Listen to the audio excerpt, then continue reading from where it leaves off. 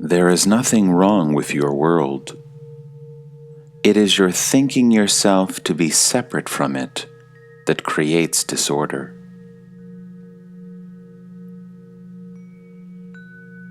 The moment you allow your imagination to spin, it at once spins out a universe.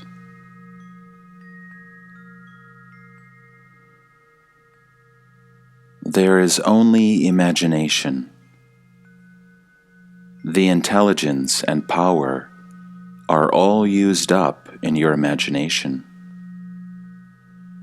It has absorbed you so completely that you just cannot grasp how far from reality you have wandered.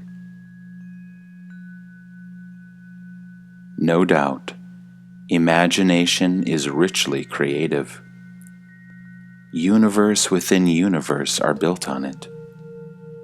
Yet, they are all in space and time, past and future, which just do not exist.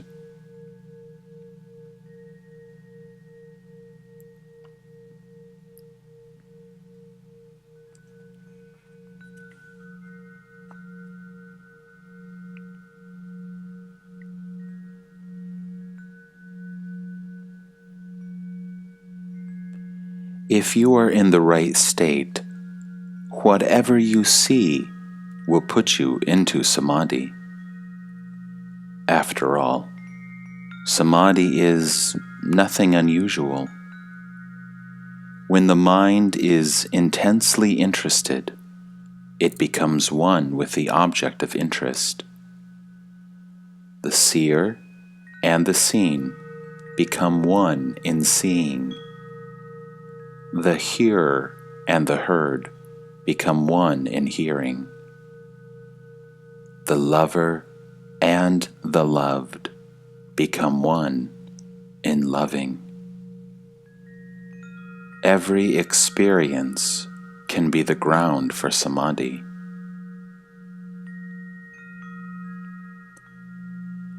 Are you always in a state of samadhi? Of course not. Samadhi is a state of mind, after all. I am beyond all experience, even of samadhi. I am the great devourer and destroyer.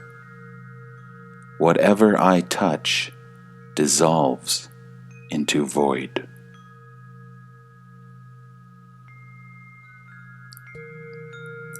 I need samadhis for self-realization. You have all the self-realization you need, but you do not trust it. Have courage. Trust yourself. Go. Talk. Act. Give it a chance to prove itself. With some, realization comes imperceptibly, but somehow they need convincing. They have changed, but they do not notice it. Such non-spectacular eases are often the most reliable. Can one believe himself to be realized and be mistaken? Of course. The very idea, I am self-realized, is a mistake. There is no, I am this, I am that, in the natural state.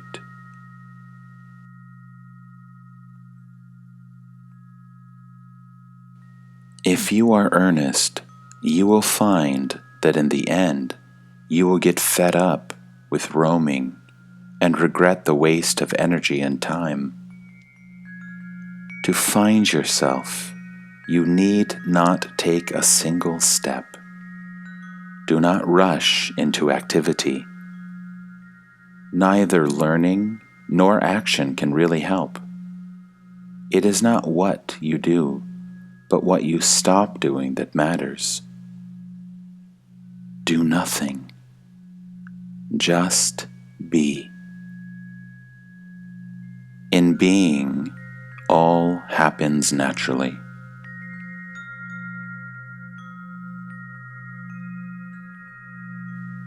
The present I am is as false as the I was and I shall be.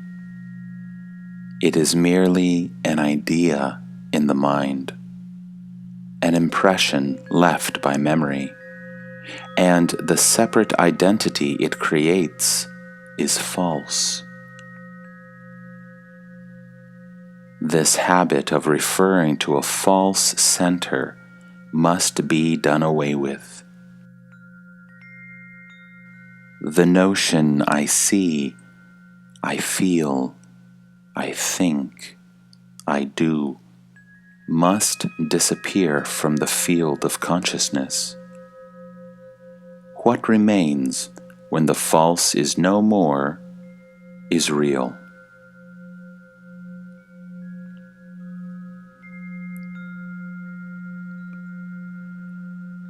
You need not chase the I am to kill it. You cannot. All you need is a sincere longing for reality. We call it Atma Bhakti, the love of the Supreme, or Moksha Sankalpa, the determination to be free from the false. Without love and will inspired by love, nothing can be done.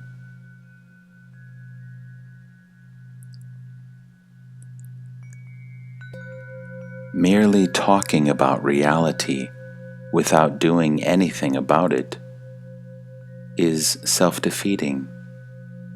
There must be love in the relation between the person who says I am and the observer of that I am. As long as the observer, the inner self, the higher self, considers himself apart from the observed, the lower self despises it and condemns it. The situation is hopeless. It is only when the observer accepts the person as a projection or manifestation of himself and takes the self into the self. So to say the duality of I and this goes, and in the identity of the outer and the inner, the supreme reality manifests itself.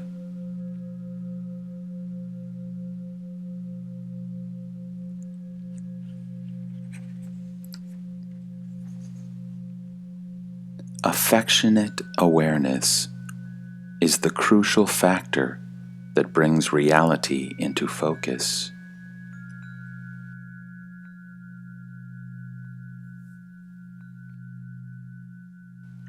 How can there be two selves in one body? The I am is one.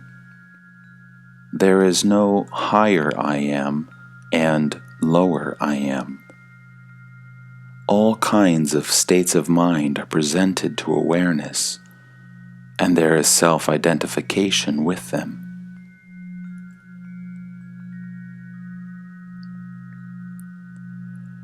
One may be conscious, for every being is conscious, but one is not aware. What is included in awareness becomes the inner and partakes of the inner. You may put it differently. The body defines the outer self, consciousness the inner, and in pure awareness, the Supreme is contacted.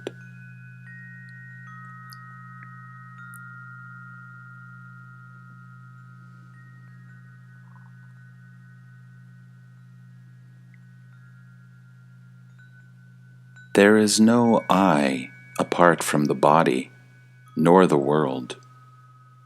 The three appear and disappear together. At the root is the sense, I am. Go beyond it. The idea, I am not body is merely an antidote to the idea I am the body, which is false. What is that I am? Unless you know yourself, what else can you know?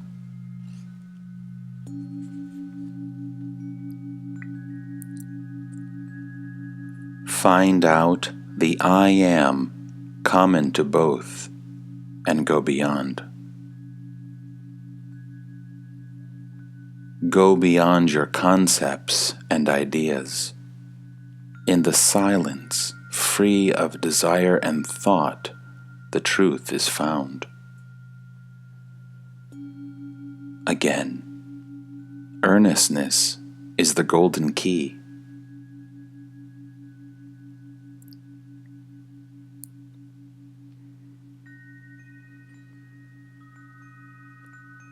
The void speaks. The void remains.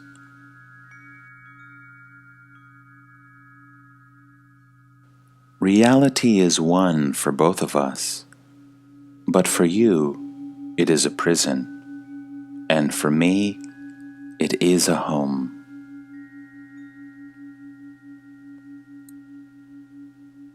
In the Supreme, the witness appears.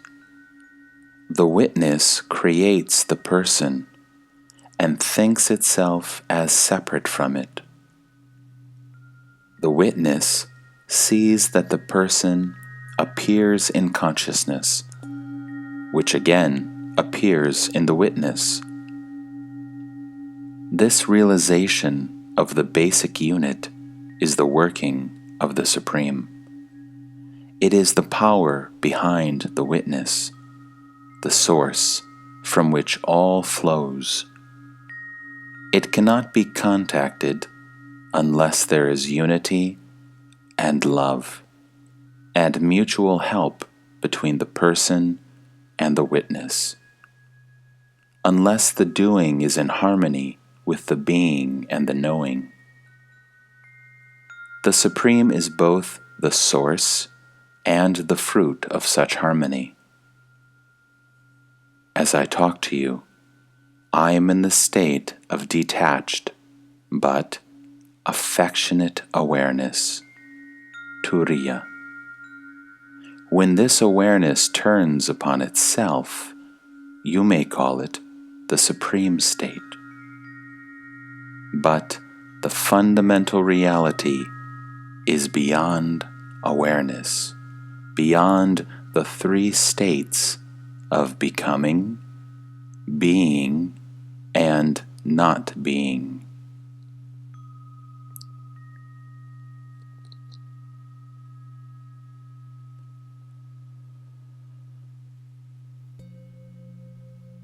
It is your childishness you are returning to.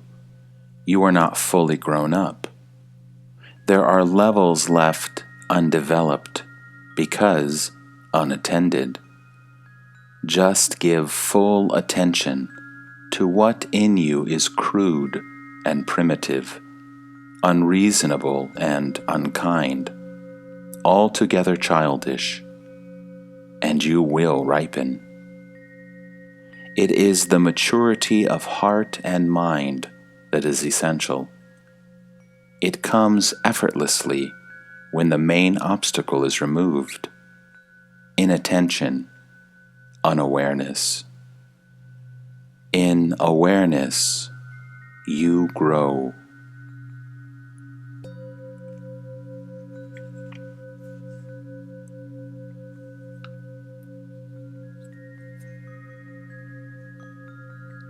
There is only life.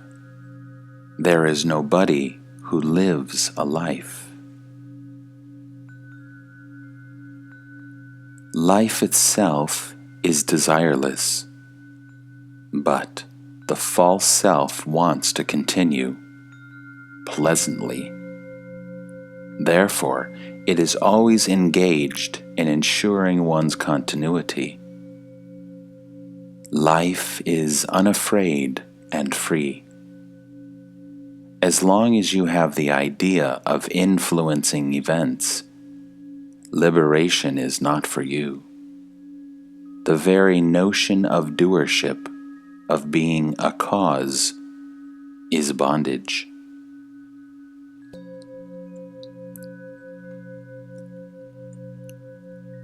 Contemplate life as infinite, undivided, ever present, ever active, until you realize yourself as one with it.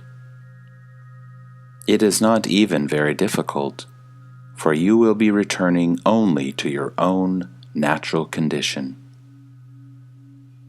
Once you realize that all comes from within, that the world in which you live has not been projected onto you, but by you, your fear comes to an end. Without this realization, you identify yourself with the externals, like the body, mind, society, nation, and humanity, even God or the Absolute. But these are all escapes from fear. It is only when you fully accept your responsibility for the little world in which you live and watch the process of its creation, preservation, and destruction that you may be free from your imaginary bondage.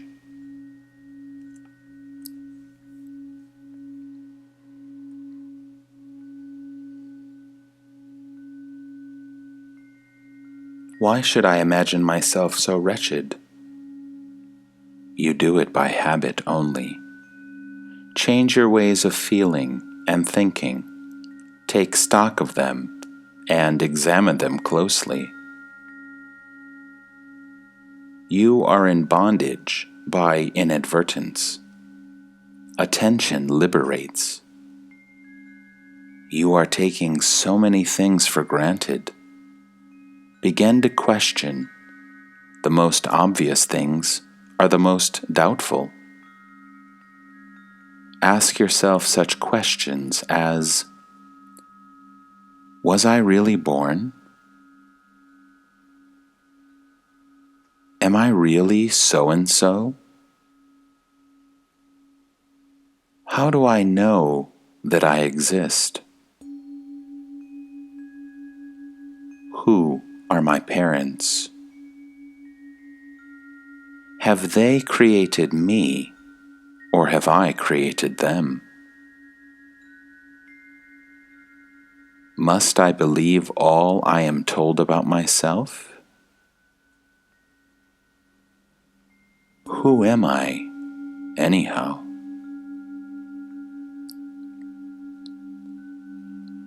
You have put so much energy into building a prison for yourself. Now, spend as much on demolishing it. In fact, demolition is easy, for the false dissolves when it is discovered. All hangs on the idea, I am. Examine it very thoroughly. It lies at the root of every trouble. It is a sort of skin that separates you from the reality. The real is both within and without the skin. But the skin itself is not real. This I am idea was not born with you. You could have lived very well without it.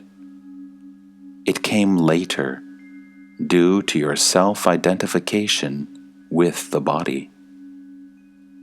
It created an illusion of separation where there was none. It made you a stranger in your own world and made the world alien and inimical. Without the sense of I am, life goes on. There are moments when we are without the sense of I am, at peace and happy. With the return of the I am, trouble starts.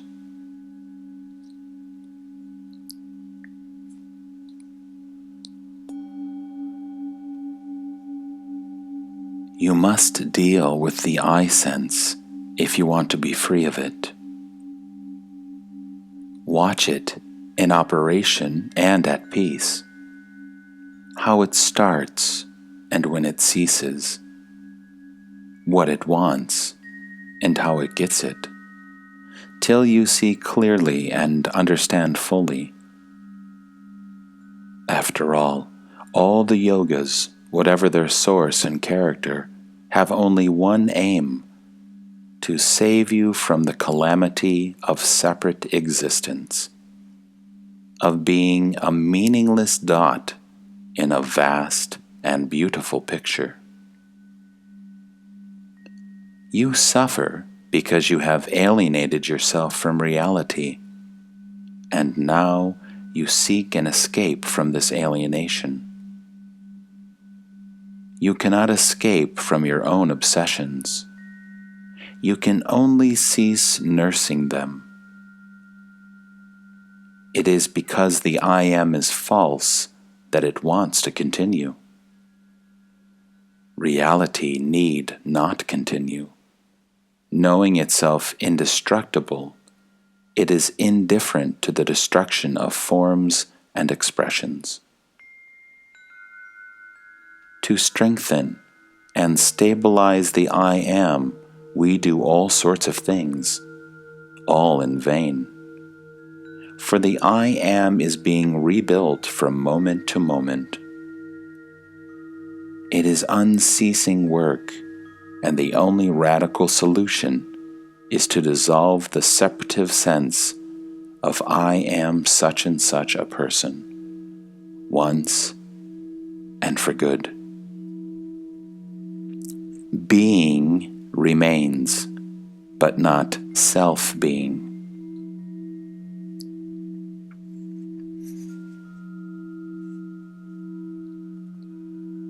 No ambition is spiritual. All ambitions are for the sake of the I am. If you want to make real progress, you must give up all idea of personal attainment. The ambitions of the so-called yogis are preposterous. A man's desire for a woman is innocence itself, compared to the lusting for an everlasting personal bliss. The mind is a cheat. The more pious it seems, the worse the betrayal.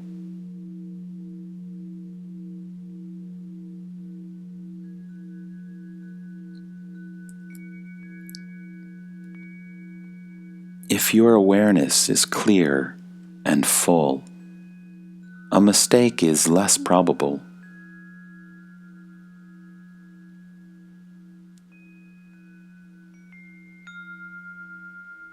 Go beyond the I am the body idea, and you will find that space and time are in you and not you in space and time.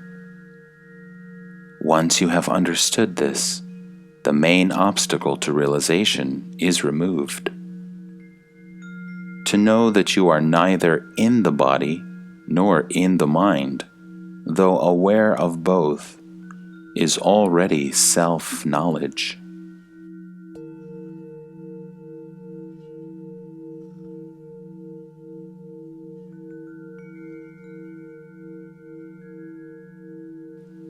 All effort leads to more effort. Whatever was built up must be maintained. Whatever was acquired must be protected against decay or loss.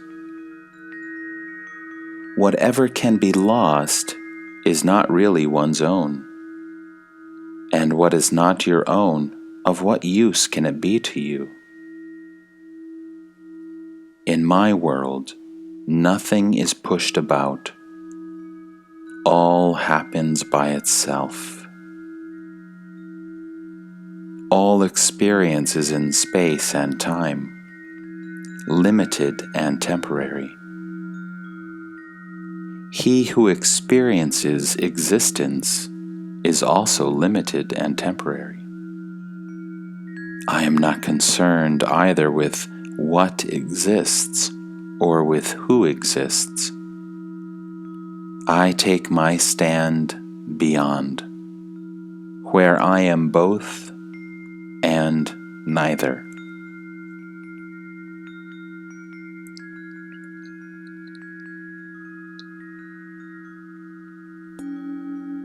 Just as the shape of a gold ornament does not affect the gold, so does man's essence remain unaffected.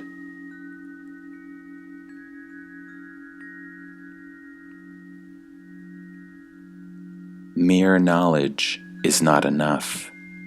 The knower must be known. Without the knowledge of the knower, there can be no peace. How does one come to know the knower? I can only tell you what I know from my own experience. When I met my guru, he told me, "You are not what you take yourself to be. Find out what you are. Watch the sense, I am. Find your real self." I obeyed him because I trusted him. I did as he told me. All my spare time I would spend looking at myself in silence. And what a difference it made, and how soon. It took me only 3 years to realize my true nature. My guru died soon after I met him, but it made no difference. I remembered what he told me and persevered. The fruit of it is here with me.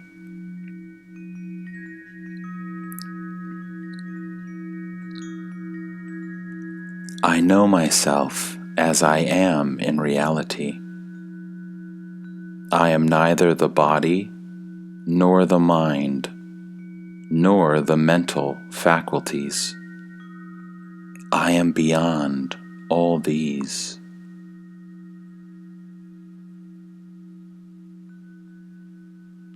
Are you just nothing?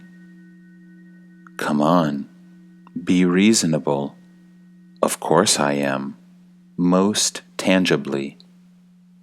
Only I am not what you may think me to be. This tells you all. It tells me nothing, because it cannot be told. You must gain your own experience. You are accustomed to dealing with things, physical and mental. I am not a thing, nor are you. We are neither matter nor energy, neither body nor mind. Once you have a glimpse of your own being, you will not find me difficult to understand.